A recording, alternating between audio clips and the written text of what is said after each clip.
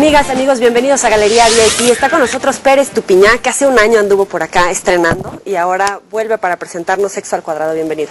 Muchas gracias por tenerme de vuelta. ¿Qué tal todo este año? Como que pasaste de el conocimiento empírico al científico, ¿no? Bueno, yo escribí, cuando vine hace un año era para presentar un libro exclusivamente sobre ciencia. Y en ese libro había un capitulito que se titulaba ¿Por qué las pupilas se dilatan durante el orgasmo? De hecho tenemos la entrevista y te preguntaba si te podías dar cuenta tú, les estabas checando ahí la pupila. Ah, sí, lo expliqué aquí, no me acordaba. Sí, claro. Ah, sí. Nosotros nos acordamos muy bien. Pues sí, vaya. Entonces siempre cerramos los ojos. Pues resulta que, mira, después de entrevistas como la tuya y de otras entrevistas en España, donde veía que realmente la gente tenía mucho interés no solo en la ciencia, sino en entender estas cosas sobre sexualidad, yo ya había empezado a profundizar en el tema de la ciencia del sexo. Y al final conocí no solo biólogos que estudiaban la parte más molecular y hormonal y genética, sino también psicólogos, sociólogos, antropólogos, médicos, y al final publiqué este libro que habla de la ciencia que hay detrás del sexo. ¿Y hay mucha investigación o realmente es poca al hablar de orgasmos, de excitación, etcétera? Bueno, hay, pero es un fenómeno extraño porque ha empezado a investigarse muy tarde. O sea, es más fácil investigar, es más fácil conseguir dinero para investigar conductas sexuales animales que humanas, ¿no? Y hay un cierto tabú, pero se están descubriendo muchas cosas de cómo funciona al final nuestro cuerpo, ¿no? Y nuestra mente, y en relación a los nervios, a los músculos, pero también a la influencia con el exterior. Sí que se están haciendo cosas. Yo creo que es un tema apasionante porque además es muy multidisciplinar. Si hablamos de depresión es algo más mental, si hablamos de cáncer es algo más bioquímico. El sexo tiene esta parte innata, evolutiva, programada biológicamente, que se puede descodificar, pero también tiene toda esta parte sociocultural. Entonces, entenderlo desde la perspectiva más académica, yo creo que es algo que no se había hecho antes y que complementa mucho nuestro conocimiento sobre la sexualidad. El sexo en nuestro cerebro, es ahí donde haces el experimento, ¿Qué de experimento? Una tomografía en la que tienes que autoexplorarte y darte amor a ti mismo, como dice la Biblia. Amor, no sé si me di mucho amor. Me autoexaminé, ¿sí? ¿Qué quieres, que te explique el experimento?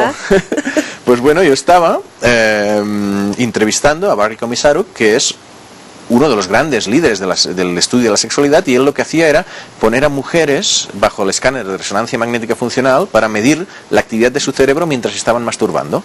Y si se estaban masturbando, estimulándose el clítoris, estimulándose la vagina, y comparando mujeres que tenían una sexualidad normal con mujeres que no llegaban al orgasmo, viendo qué zonas del cerebro desde el principio al final se iban activando, dónde frenaban las que no llegaban al orgasmo. Es muy interesante, ¿no? Y de repente me dice, mira, que estoy empezando un estudio con hombres, ¿querrías ser tú un voluntario? Y yo, no. Digo, pero si en El Ladrón de Cerebros recordarás que yo he participado ya en estudios científicos. Y me quedé pensando, digo, ¿por qué no? Por pudor. Si yo en el libro, una de las cosas que transmito es que deberíamos abrir un poco, o sea, naturalizar las conversaciones sobre sexo, ¿no? Y no ser tan restrictivos. Digo, pues bueno, pues ¿sabes qué? Voy a probarlo. Yo le dije, oye, no sé si seré capaz, porque yo no tengo control absoluto sobre mis partes íntimas, ¿no? Pero al final, bueno, pues funcionó, sí. Y descubrieron varias cosas. ¿Entre ellas? Descubrieron, por ejemplo, que a pesar de no estar viendo nada, tenía mi córtex visual activo. Eso quiere decir que yo estaba imaginando y recordando cosas. Y esto es un mensaje muy chulo, porque es como el cerebro, cuando imagina algo, activa las mismas partes relacionadas que con la visión.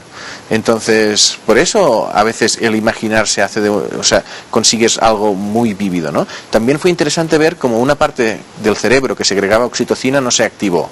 Entonces, eso quiere decir que no fue placentero realmente. Y yo no lo sentí como placentero. ¿Cómo puedes tener un orgasmo y que no sea placentero? Claro. ¿Tus orgasmos son iguales? No, habrá algunos... No voy a hablar de eso. Bueno, pero hay algunos que Estamos hablando de Tipper. Vale.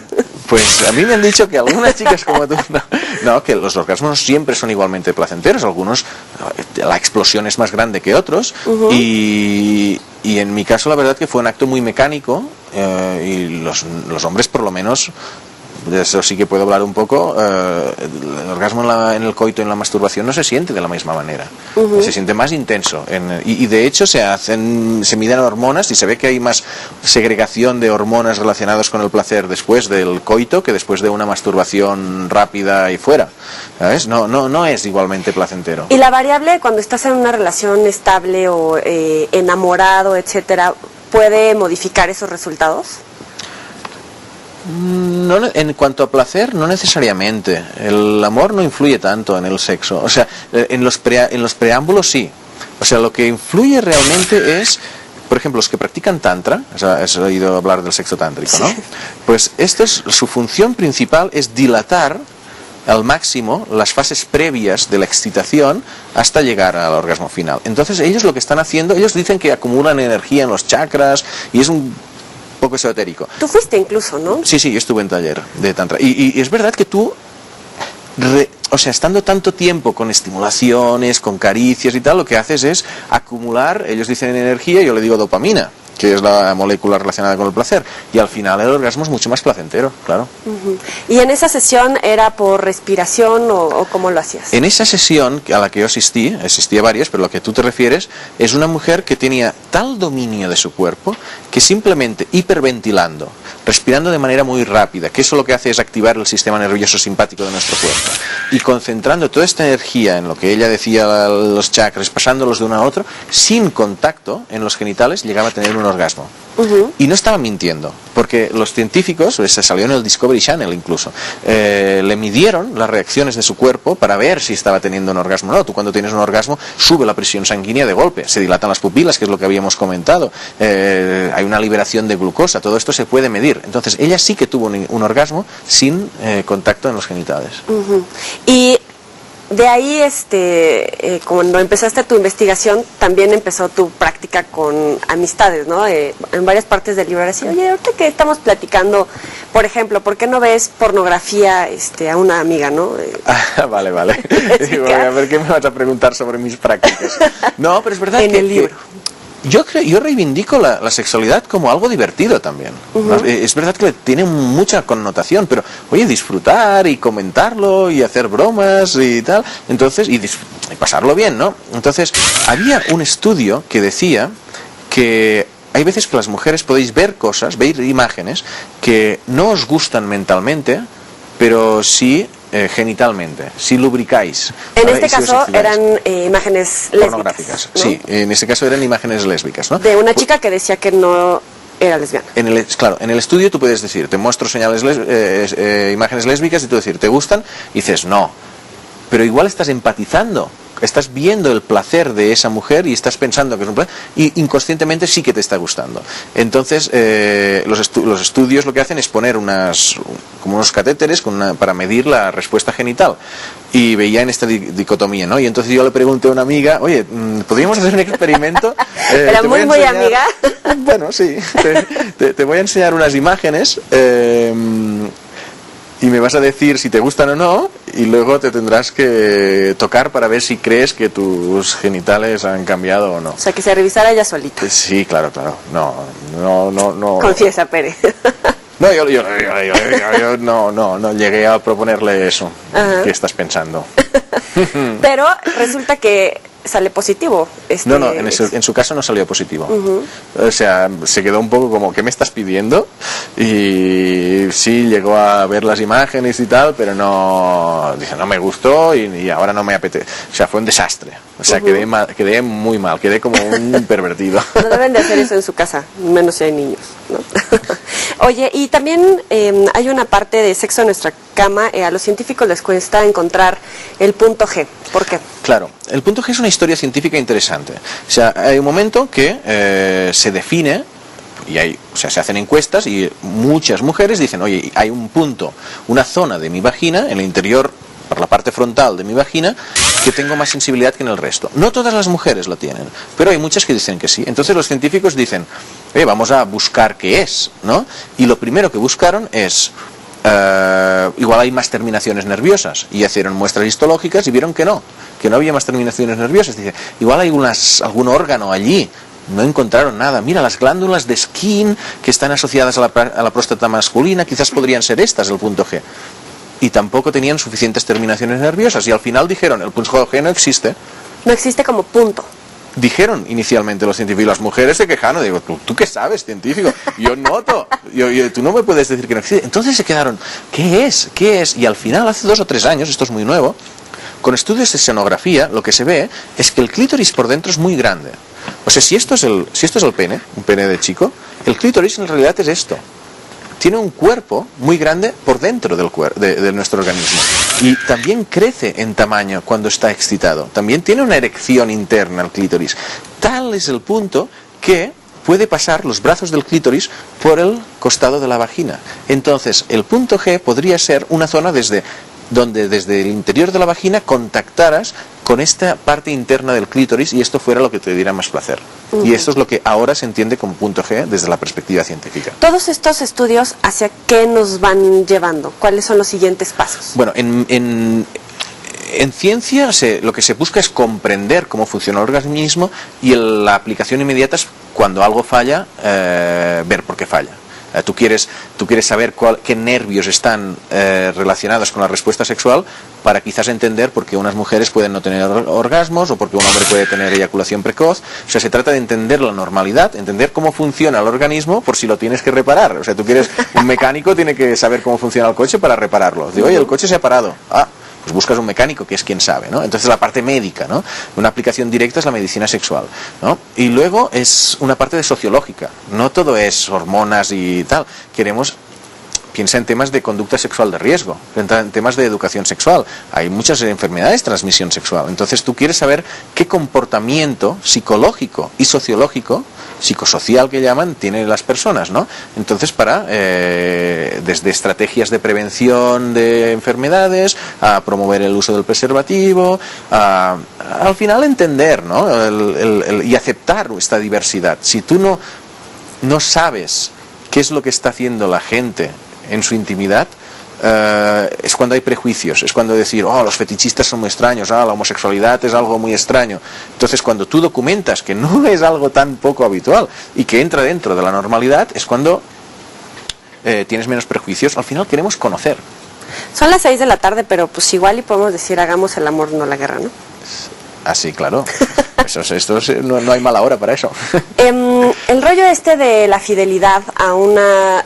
El rollo de la fidelidad. El concepto, No, esa buena educación que nos han dado, vale. ¿existe también en humanos?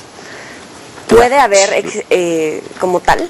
La fidelidad en humanos existe como un acuerdo que tienen las parejas. El instinto que tenemos es instinto a ser infieles. No hay ningún animal. Hay muchos animales que forman parejas estables, las aves sobre todo, porque requieren el cuidado de las crías. Pero todos estos animales, aunque formen parejas, son infieles. No hay ningún animal que sea fiel. Quizás alguna especie, ¿no? Pero la mayoría no. Nosotros, nuestro instinto es infiel. Ahora bien, y está perfecto que acordemos una cierta fidelidad, cada uno que haga lo que quiera, ¿no? Pero sí. Pere, le tienes que decir a la gente que lea el libro, ¿dónde te puede seguir en redes sociales? Bueno, pues mi Twitter es muy sencillo, @PerezTupiña, y mi Facebook también. Estupiña, que es con NYA al final. NY es la ñ catalana. Facebook, Twitter, tienes además tu blog, ¿no? Sí, bueno, escribo un blog en El País, donde también se me puede seguir, pero al final ahora la gente lo que mira es Facebook y Twitter, ¿no? Sobre todo. Aquí también es así. Les recomiendo Sexo al Cuadrado. Vamos a hacer una pausa. Volvemos.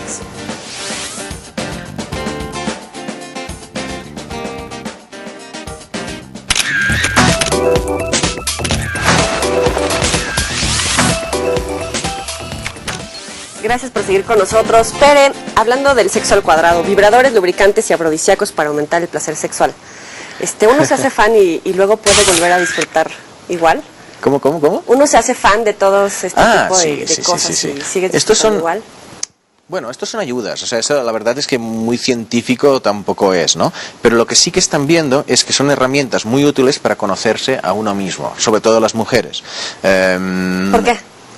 porque todas sois muy diferentes, ¿no? O sea, lo que a una le puede funcionar quizás no le funciona a otra. Y si no hay una fase de exploración, nosotros en realidad somos más sencillos. Y esto no es un tópico, es verdad. Somos más sencillos en cuanto a nuestra excitación. Vosotros tenéis más zonas, podéis, a unas pues puede gustar más, tú tienes que conocer si te gusta más suave o más fuerte, más rápido, más lento, más por una zona o más por otra. Entonces, no solo para darte placer a ti misma, sino también para explicarle a tu pareja, a tu marido, a tu novio del momento, decir, oye, ¿sabes qué? A mí me gusta más así, porque muchas mujeres no llegan, pueden llegar al orgasmo durante la masturbación, pero igual no les cuesta muchísimo llegar al orgasmo durante la penetración. Y igual no les importa porque ya es satisfactorio, pero piensan, ostras, ¿cómo sería si además llegara? En tu caso, ¿nunca te ha sacado de onda que alguien te diga más así, menos así? O sea, por este rollo de todos los tabús que tenemos. En mi caso particular. Bueno, lo que tienes realmente es que tienes que aprender a interpretar. Cuando estás nosotros los hombres, cuando estás en una relación sexual con alguien, necesitas parar un momento para poner mucha atención en qué le está gustando y cómo. Porque quizás lo que a la última amante le funcionaba, quizás a esta no. Entonces necesita esta empatía. Y es verdad que cuando te dicen, sí que puedes sentir uy, me están diciendo que no lo hago bien, ¿vale? Pero bueno, en parejas estables la comunicación es muy importante. En parejas no estables es verdad que prefieres que no te digan mucho. Ahora, el orgasmo vaginal no solo es como escena de película porno, ¿no? ¿Cómo? ¿El orgasmo vaginal? Sí, le dedicas todo un capítulo, cuéntanos. Bueno, es interesante ver que hay diferentes nervios que alcanzan los genitales. De hecho, hay bastantes, por lo que te decía antes del clítoris por dentro es muy grande, muchas sexólogas se han dicho que en realidad el orgasmo vaginal como tal no existe, que es un orgasmo clitoriano, porque a pesar de que se estimula por dentro de la vagina, lo que estimula es el clítoris.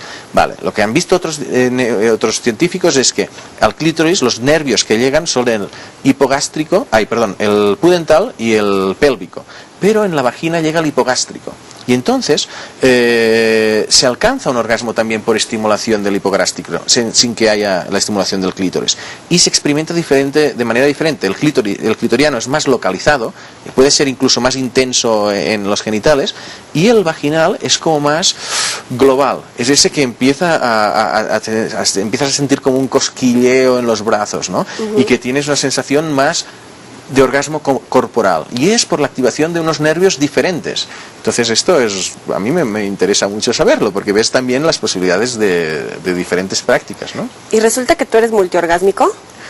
Yo aprendí a ser multiorgásmico. Veo que te está interesando el tema, ¿eh? Piensa que en hombres orgasmo y eyaculación siempre suele ir juntos, pero son dos procesos fisiológicos diferentes. El orgasmo es la activación de unos nervios y la eyaculación es la activación de unos músculos. Esto suele ir acompañado, pero si tú, con técnicas de tantra, lo que haces es aproximarte de una manera muy lenta al momento del orgasmo, en lugar de estar allí constante y con fuerza, no, vas súper poco a poco. Tú notas que está llegando y te aproximas, casi paras absolutamente la excitación, te dedicas a sentir, haces como respiras hacia adentro y Pongan atención, chicos, y te dejas llevar un poquito por el placer, pero sin propasarte. Puede ser que empiezas a activar estos nervios y sientas esa respuesta orgasmática, pero que no se activen los músculos y no llegues a eyacular. Entonces lo que ocurre es que tú sientes el orgasmo, no eyaculas y no pierdes la erección. Y vienen los aplausos. Y al no perder la erección puedes continuar, prácticamente continúas desde el principio y puedes tener otro orgasmo. No necesitas parar 20 minutos o 25 minutos hasta tener otra erección. Puedes continuar la relación. Esto es lo que hacen los tantras, los que practican sexo tántrico. A mí cuando me lo explicaron me quedé un poco, no sabía si creérmelo. Cuando algunos científicos me explicaron la base científica de eso, dije, tiene sentido, y cuando lo practiqué, pues a la tercera me salió. Las dos primeras no hubo manera de controlarlo. No salió. Y la práctica de swinger, ¿también te metiste por ahí? Claro, yo hice una exploración científica, me fui a laboratorios, a congresos, pero también a actividades sexuales, ¿no? Entonces, los swingers son la gente que intercambia parejas o que simplemente van a locales con su pareja a tener sexo en público. Entonces yo quería conocer esto y... ¿Fuiste solo? no puedes ir solo, tienes que ir con una chica. Okay. O sea, no te dejan entrar solo, tienes que ir con una pareja, ¿no? Entonces, yo disimuladamente pues pregunté muchas cosas, contrasté también con algunos estudios que analizan este comportamiento, temas de los celos, es muy interesante, desde la parte biológica también y evolutiva, el tema de los celos, ¿no?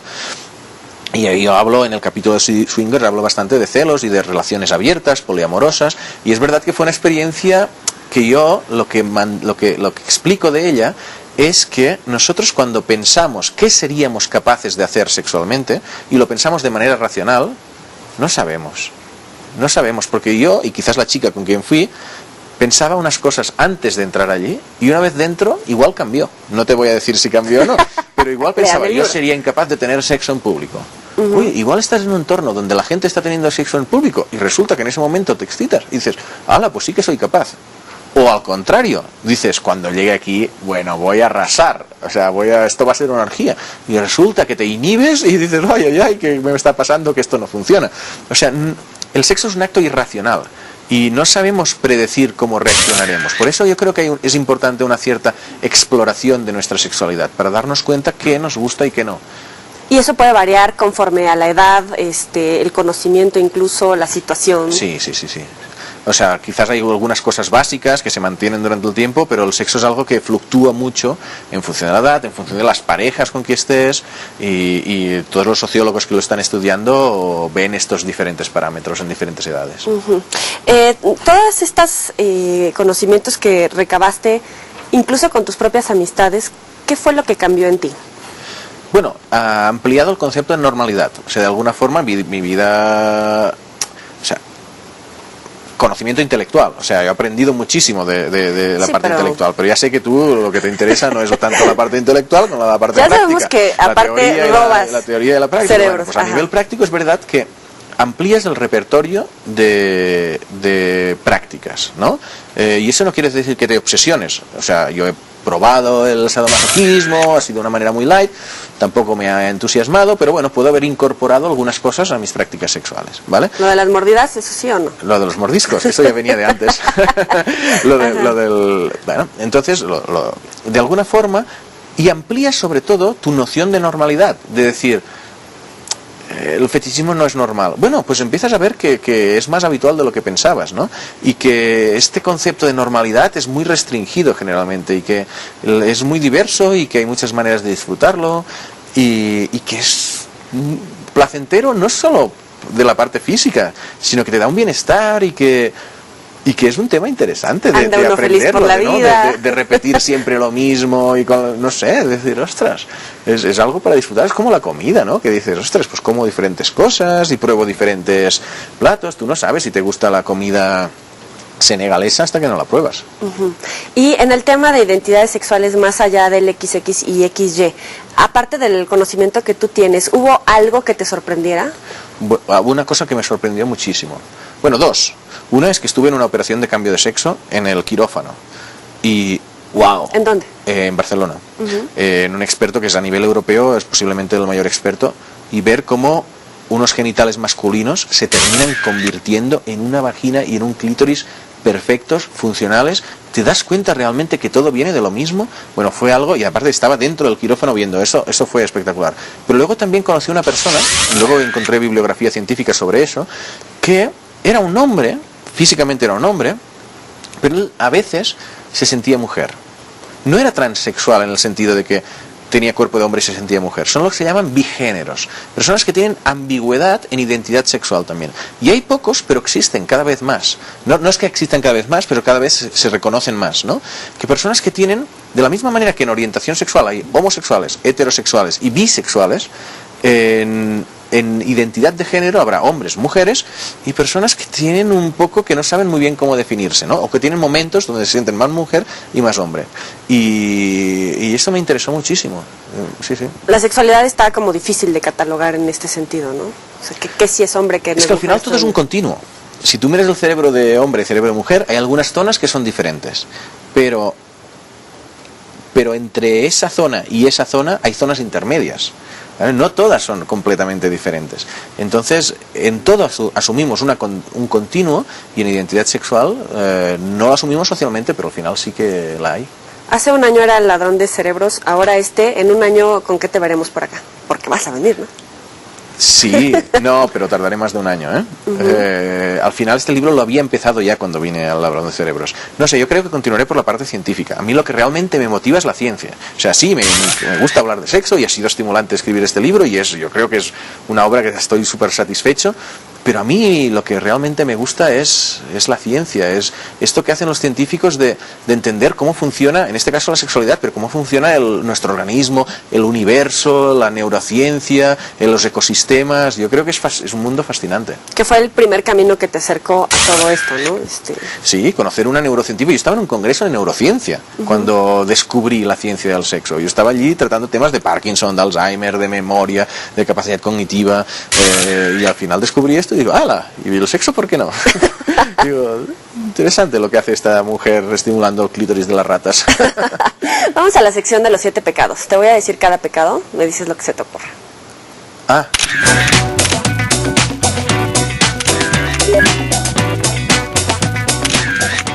Lujuria. Lujuria, clubs de intercambios de pareja. Pereza. Pareja. Soberbia. Machismo, ¿no? Avaricia. Avaricia. Políticos españoles. Todo el mundo. Envidia. Envidia. Envidia e insatisfacción personal. Ira. Ira, injusticia. Gula. Gula, el buffet del hotel donde he comido hoy. ¿Algún lugar que nos recomiendes en México como ad hoc a tu libro? No, todavía acabo de llegar, todavía no he explorado, pero si quieres, pues vamos a explorar. Ya les contaremos. Pero un placer tenerte. No, o sea, igualmente. Sexo al cuadrado, pásenla bien.